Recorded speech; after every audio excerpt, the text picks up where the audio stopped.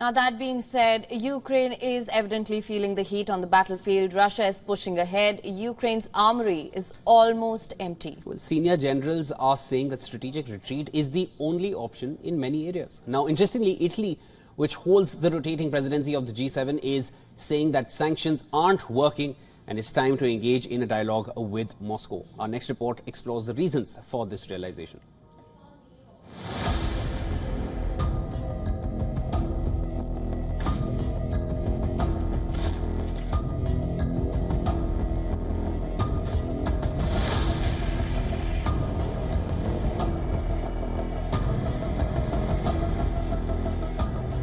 With Moscow seizing the initiative in the Russia-Ukraine war, the Ukrainian forces find themselves outgunned and outnumbered.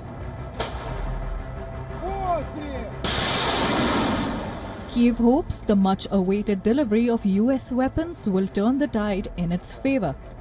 The West has been arming Ukraine for over 2 years with weapons worth billions, from advanced missiles to millions of rounds of artillery.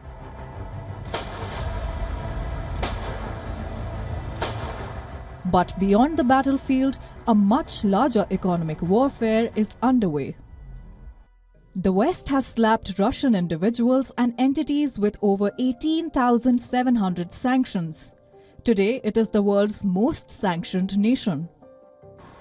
But has the economic blockade achieved its goals? The EU now wants to target Russia's liquefied natural gas sector. But the EU wants to keep a small loophole of ship-to-ship transfer. That would mean that Russian gas won't directly land on European ports.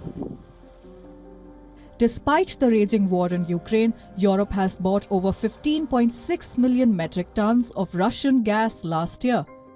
However, Europe realizes the sanctions are not hurting Putin's war chest.